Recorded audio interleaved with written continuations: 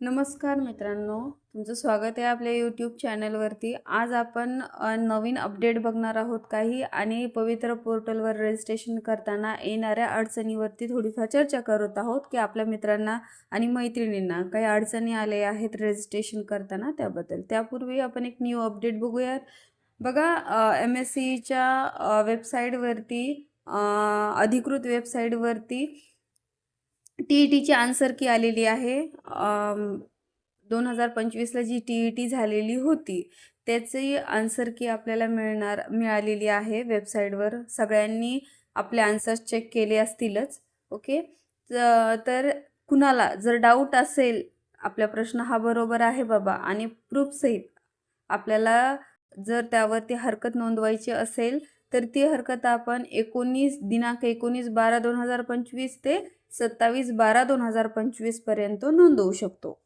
आपल्याला आपल्या प्रश्नांचे किंवा प्रश्नांवर काही प्रॉब्लेम असेल, हरकत असेल तर त्याचं निवेदन आपल्याला करायचं आहे। MSCETच्या .com वरती संकेतस्थळ खाली वेबसाईट दिलेली आहे। त्या स्थळावरती परीक्षार्थ्याने लॉग इन करून आपली हरकत पुराव्यासहित नोंदवायची आहे। ओके, बघा, नंतरची एक अपडेट आहे की आपण जी टेट 2025ची परीक्षा दिलेली होती, शिक्षक अभियोग्यता आणि बुद्धिमत्ता चाचणी, तर ती आपण ऑनलाईन फॉर्म भरण्याकरिता NCL प्रमाणपत्र काढण्यासाठी अर्ज केला होता। ओके, तर त्याची जी पोच पावती आहे ती जर 14/5/2025 पर्यंतची जर असेल तर आपण त्या कास्टच्या व्हॅलिडिटीसाठी ग्राह्य धरल्या जाऊ। ते NCL आपलं व्हॅलिडिटी NCLची आपली ग्राह्य धरल्या जाईल पोच पावतीनुसार। ओके, ही एक मोठी अपडेट होती आणि बऱ्याच जणांचे प्रश्न होते की रजिस्ट्रेशन करताना काहीतरी प्रॉब्लेम आलेत, म्हणजेच कुणाची डिग्री नाही आहे, डिग्री सर्टिफिकेट, कॉन्व्होकेशनल सर्टिफिकेट नाही आहे। ओके, तर ज्यांचं डिग्रीचं म्हणजे MA MSc किंवा BA BScची जर डिग्री नसेल तर तुमच्याकडे मार्कशीट आहे, सध्या तुम्ही मार्कशीट अपलोड करू शकता। आणि जर तुम्हाला डिग्रीसाठी अप्लाय करावे लागेल युनिव्हर्सिटीकडे, डिग्री जेव्हा येईल तेव्हा तुम्ही नंतर म्हणजे व्हेरिफिकेशनसाठी जेव्हा डॉक्युमेंट्स जातील तेव्हा तुम्ही त्या सरांना आपण बोलून सांगू शकतो की बाबा माझी डिग्री यायची बाकी होती, आम्ही ती डिग्री मागवून घेतली, ती उशिरा आली। ओके, तोपर्यंत आपण मार्कशीट अपलोड करू शकतो, काही प्रॉब्लेम येत नाही त्यासाठी।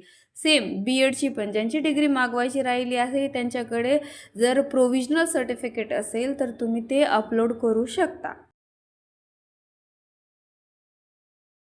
डिग्री सर्टिफिकेट हे आपल्याला आपल्या युनिव्हर्सिटीतून काढून घ्यावं लागतं। जरी DEd BEdचे कॉलेज जरी बंद झालेले असतील तरी त्या युनिव्हर्सिटी असतात, जसं की SRTMU युनिव्हर्सिटी, ही तर कधी बंद होणार नाही जर कॉलेज जरी बंद झाले तरी, तर आपल्याला ते सर्टिफिकेट हे युनिव्हर्सिटीतून काढावं लागतं। ओके, एक पॉईंट क्लिअर झाला। सेकंड पॉईंट मित्रांनो, की बऱ्याच जणांचं म्हणणं होतं की डोमॅसियल माझं खूप जुनं आहे, ते चालेल का? तर डोमॅसिल हे कितीही जुनं असलं तरी चालते, फक्त 14/5/2025च्या पूर्वीचं लागेल। ओके, आणि तिसरी गोष्ट अजून एक, की बऱ्याच जणांचं म्हणणं होतं की NCLची व्हॅलिडिटी किती असली पाहिजे, ते NCLची व्हॅलिडिटी ही 14/5/2025च्या पूर्वीची पाहिजे, परंतु आता सांगण्यात आलेलं आहे की वित्तीय वर्षाचं सुद्धा NCL चालेल, म्हणजे 25-26च्या वर्षाचं सुद्धा NCL चालेल। त्यामुळे ज्यांनी कोणी NCL नसेल काढलेलं त्यांनी जी आपल्याला अगोदर पोच पावती दिलेली होती टेट एक्झामचा फॉर्म भरताना, त्याच्यात लिहिलेलं आहे 14/5च्या पूर्वीचं पाहिजे, तर तुम्हाला वित्तीय वर्षाचं 2025-26चंही NCL चालेल। ओके, आता अजून एक मुद्दा होता मित्रांनो, की बऱ्याच जणांची स्पेलिंग मिस्टेक आलेली आहे किंवा कुणाचा फोटो चुकीचा आलेला आहे डिग्रीवरती।